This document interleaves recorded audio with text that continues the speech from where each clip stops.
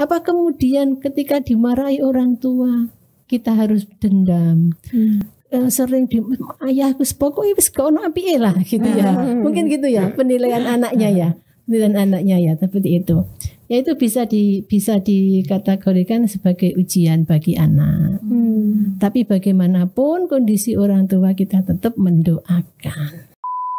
Ketika Ramadan, amalan untuk orang tua yang sudah meninggal, Bu. Mungkin sedekah atas nama orang tua. Iya, berniat untuk orang tua gitu. Bersedekah dengan diniatkan untuk orang tua itu bisa nggak sih, Bu?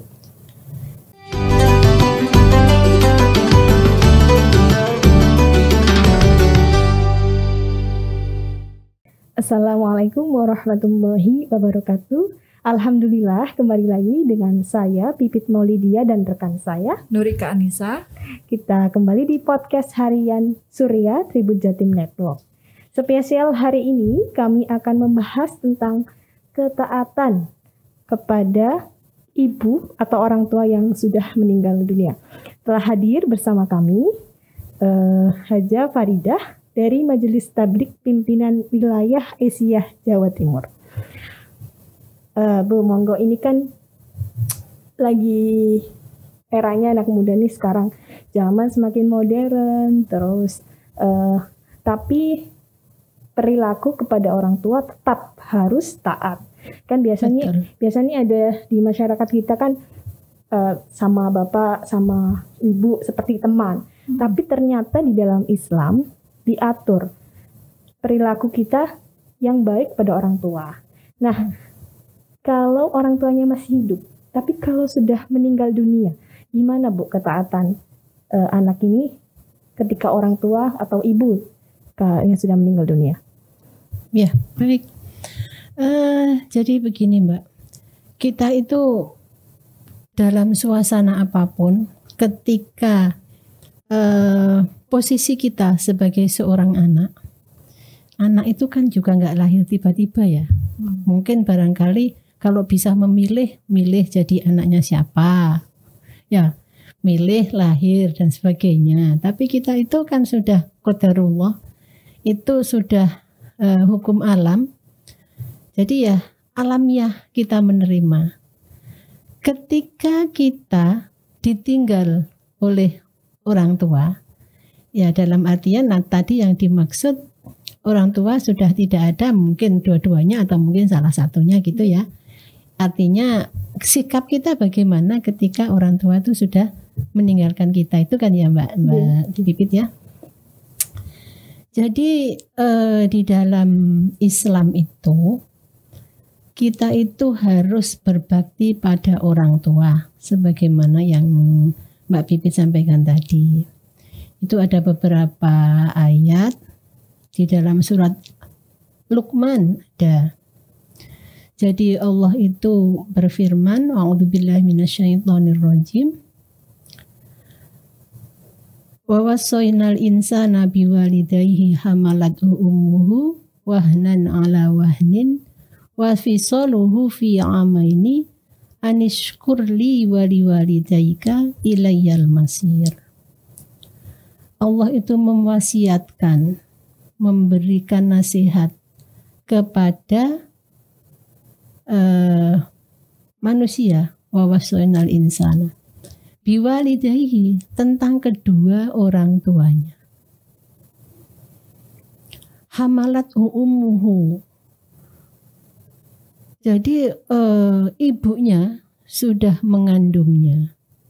Wahnan ala wahnin, dari tahapan-tahapan susah semakin susah, berat semakin berat. Banyak sekali kita melihat di masyarakat yang kita lihat realitasnya, yang disebut ibu awal mengandung, dalam bahasa Jawanya nyidam itu ya.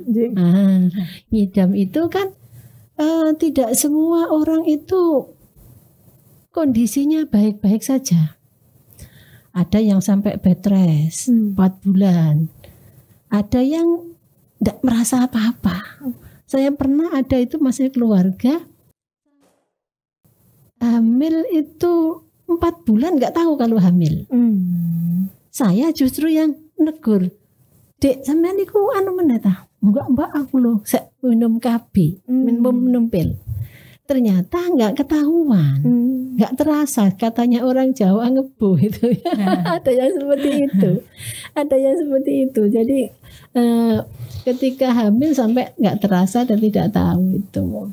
Jadi itu wahnan ala wahnin, Allah yang sudah melihatnya seperti itu. Jadi Allah yang sudah memberikan bahwa seorang perempuan, seorang ibu ketika hamil itu sangat luar biasa sengsaranya. Wa fisaluhu fi amaini. Ditambah lagi kemudian menyusui, kemudian menyapi sampai 2 bulan. Anishkurli. Maka manusia itu diingatkan supaya apa? Bersyukur kepada Allah. Jadi Quran ini kan Allah yang menghentikan, maka linya itu kembali kepada Allah. Wali walidaika, kan juga kepada orang tuamu. Hampir sama konteksnya di dalam surat Al-Isra ayat 23. Itu yang dimulai dengan wa qadha rabbuka alla ta'budu illa iyyah wa bil walidaini ihsana. Jadi setelah konteks kalimatnya itu Allah dan pada orang tua. Begitu pula tadi di dalam Luqman tadi. Jadi kewajiban kita sebagai seorang anak maka berbakti. Waktu masih hidup. Kita bisa merasakan bagaimana bakti kita itu. Bisa kita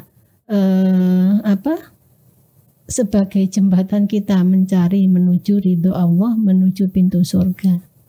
Itu. Kemudian bagaimana kalau sudah meninggal orang tua itu? Itu pun sudah dituntun oleh agama, oleh hadis Rasulullah. Ya. Jadi ketika seorang anak Adam, artinya manusia kita semua ini kan anak Adam, itu sudah meninggal, maka semua urusan itu sudah selesai. Kecuali 3 perkara. Jadi idza mata ibnu Adam in qata'a amaluhu. Jadi putus segala urusannya. Illa min salasin, kecuali 3 masalah. Apa itu? Sedekah jariyah. Sedekah jariyah. Makanya saya tekankan sedekah itu nilainya sangat tinggi. Makanya mari kita itu beramal. Karena apa? Amalan mana kita itu yang dinilai tinggi oleh Allah kita tidak tahu. Apakah amalan puasa kita, apakah amalan sedekah kita, ataukah sholat malam kita tidak tahu. Jadi itu hak prerogatif Allah. Dinilai berapa itu juga kita tidak menghitung ke sana. Tapi yang penting faquli umalu fasayarallahu amalakum. Jadi yang penting kita itu beramallah, nanti amalmu itu atau ketahuan. Ketahuan artinya balik pada diri kita sendiri. Ya, lanjut. Yang tadi apa tadi? Sedekah jariyah ya. Sedekah jariyah.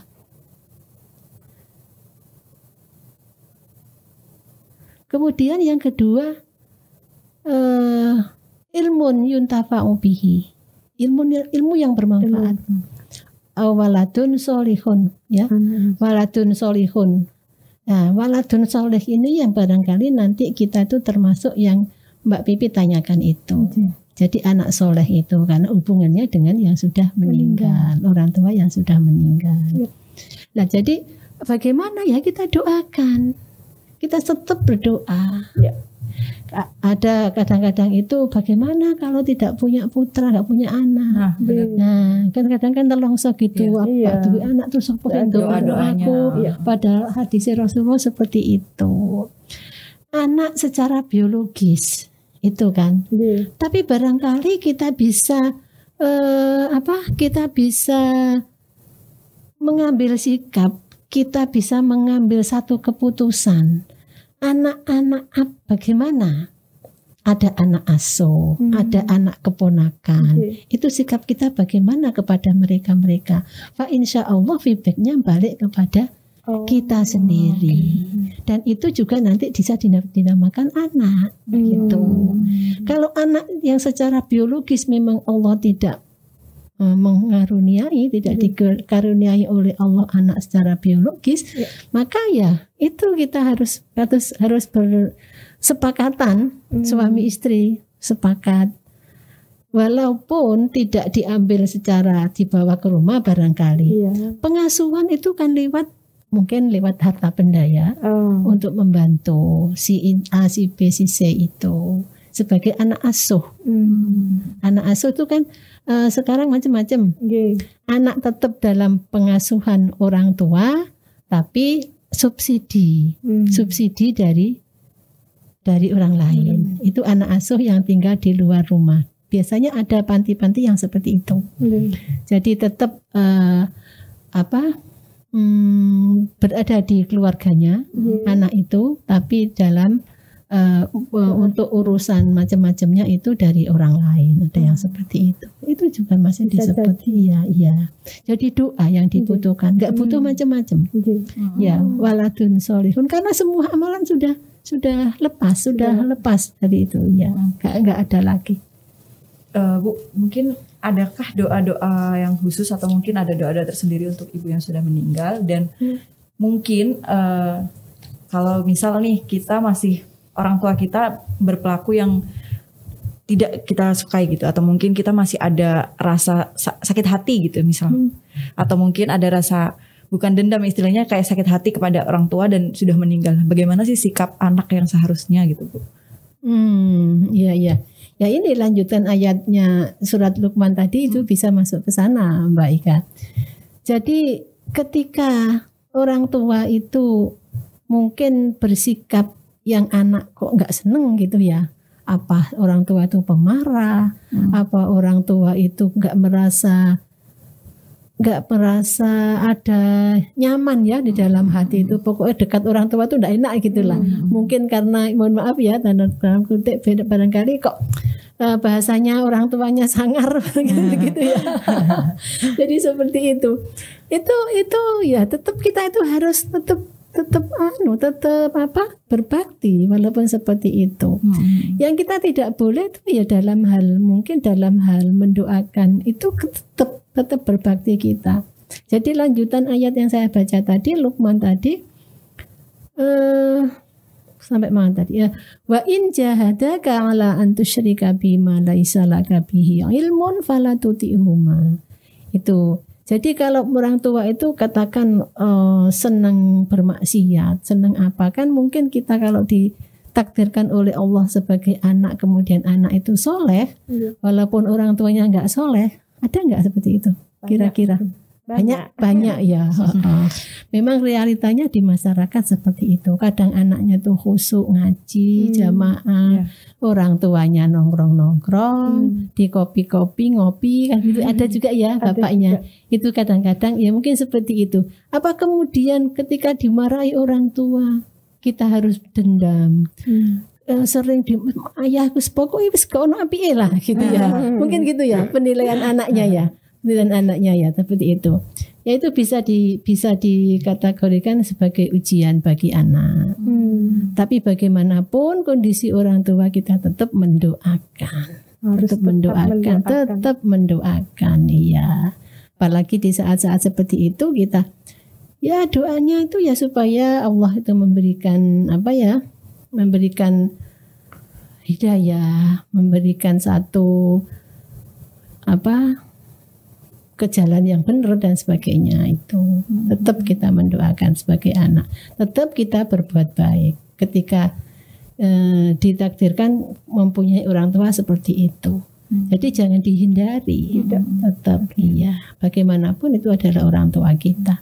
Katanya orang Jawa, orang kita kan yang mengukir jiwa raga kita begitu ya. Benar sekali. Iya. Terus ini selain berdoa, mungkin ada amalan lain. Misalnya ketika Ramadan, amalan untuk orang tua yang sudah meninggal, Bu. Mungkin sedekah atas nama orang tua. Iya, berniat untuk orang tua gitu. Bersedekah dengan diniatkan untuk orang tua itu bisa nggak sih, Bu? Kalau saya pribadi kok nggak bisa ya Mbak. Kecuali orang tua itu ada pesan. Iya. Atau kecuali orang tua itu punya hutang. Itu kita wajib justru. Hutang puasa pun boleh dibayar. Iya. Karena ada hadisnya, Rasulullah itu ditanya bahwa bagaimana ya Rasul tentang ibu saya yang sudah meninggal punya hutang puasa.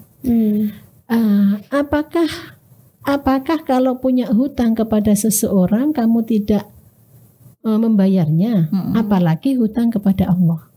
Jadi puasa itu hutang kepada Allah. Jawaban Rasulullah begitu. Jadi seperti itu. Kalau untuk hutang misal sholat gitu Bu, ketika mungkin sakit gitu lama terus kemudian meninggal dunia, itu masuk nggak Bu? Sholat nggak ada qadha-nya. Sholat tidak ada qadha. Jadi puasa. Jadi ganti sholat itu tidak ada. Jadi hadisnya sahih dari Aisyah bahwa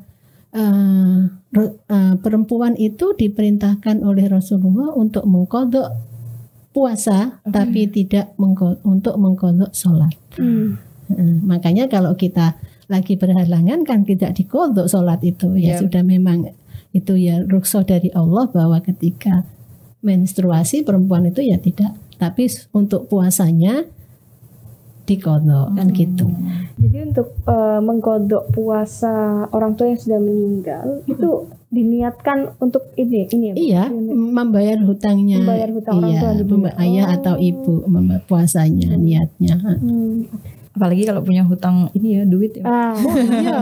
Makanya ketika kita ada apa namanya upacara atau apa itu kematian itu loh, kan ketika kan disebutkan itu ketika ada urusan dengan yang meninggal berupa hutang apa janji apa kan harus gitu, harus ditepati harus dilaksanakan oleh keluarganya, terutama anak-anaknya. Jadi kita itu dengan orang tua jangan sampai orang tua itu sakit hati, jangan sampai orang tua itu kesinggung. Jadi senantiasa kita jadikan hatinya itu senang. Jadi selalu perasaannya dibikin yang enjoy orang tua itu. Bahkan kalau sudah berumah tangga pun jangan pernah persoalan rumah tangga kita itu kita sampaikan. Apalagi masalah susah-susah itu.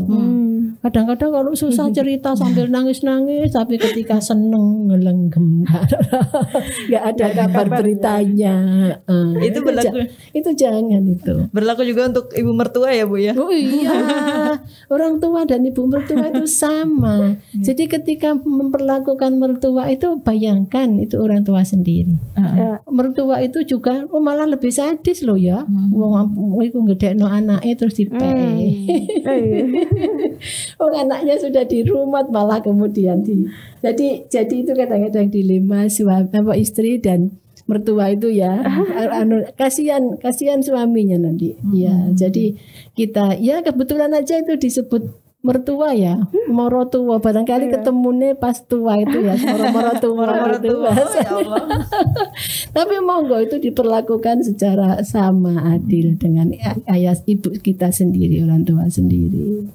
Karena bagaimanapun kita ngalap doa gitu ya, minta doa kepada orang tua katanya kan manjur paling manjur. Iya betul, bukan hanya kepada ini. Jadi itu kan kita bayangkan bahwa mertua itu ya sama dengan ibu saya ketika merumat saya waktu kecil itu, yang tadi ayatnya itu. Mertua itu suami kita dulu itu juga sengsara seperti itu, orang tuanya memelihara. Jadi kita harus memperlakukan sama, gak ada beda. Berarti firman Allah yang di surat Luqman tadi berlaku juga kepada mertua. Iya. Hanya di situ nggak ada kalimat mertua. Nah, itu kan otomatis itu berlaku untuk suami dan istri tuh ayat gitu loh. Jadi harus ada itu kesamaan. Jangan kemudian mertua terus mari ngono beda perlakuannya. Enggak ada itu, nggak ada kamusnya.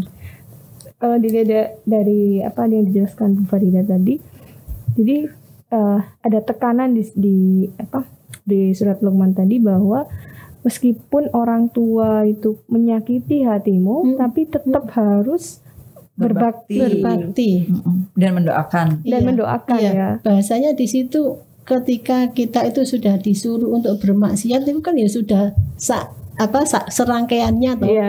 Pokoknya hal-hal yang jelek-jelek kan gitu artinya. Iya. Wa in jahadaka tadi itu. Kalau kita disuruh untuk melakukan sesuatu yang, apalagi kalau di situ kalimatnya mensukutukan Allah. Kadang-kadang ya masih ada orang tua yang harus begini-begini, kalau nggak gini nanti walat. Misalnya nih Bu, yang di lingkungan masyarakat kita nih masih nih kayak misalnya kok nggak ketemu jodohnya, dibawalah tuh ke orang pinter, ditanyain lah ini anak saya kok belum ketemu jodoh dan sebagainya. Itu juga sebenarnya ya itu syirik juga. Ya, hal seperti itu jangan patuh. Tapi tetap ojo dimusuhi gitu. Tetap kita berusaha dinasihati, diluruskan, kalau bisa diingatkan. Ya kalau bahasanya itu mengingatkan juga harus lemah lembut, nggak boleh kemudian kasar gitu. Ini pelajaran juga sih untuk saya khususnya atau rekan saya juga, karena kita sama-sama masih punya orang tua. Ya, alhamdulillah. Mudah-mudahan. Semoga bisa menerapkannya ya. Betul Mbak Bibi, harus gitu. Taat pada suami, berbakti pada suami juga, sama orang tua juga tetap harus itu. Itulah nanti kebahagiaan itu kita dapat di situ. Bukan dari harta yang melimpah, bukan tapi kalau itu jalur-jalur agama itu kita ikuti, insya Allah ketenangan itu akan ada. Jadi disebut keluarga sakinah mawaddah warahmah itu ya ketika kita berada dalam rambu-rambu agama itu. Kalau melenceng, walaupun pagernya setinggi, kadang-kadang tidak ada kedamaian di situ. Iya. Terima kasih Farida atas waktunya. Semoga kita bisa ada kesempatan lain untuk bertemu dan membahas tema-tema yang lain di bulan Ramadan ini. Terima kasih. Assalamualaikum warahmatullahi wabarakatuh.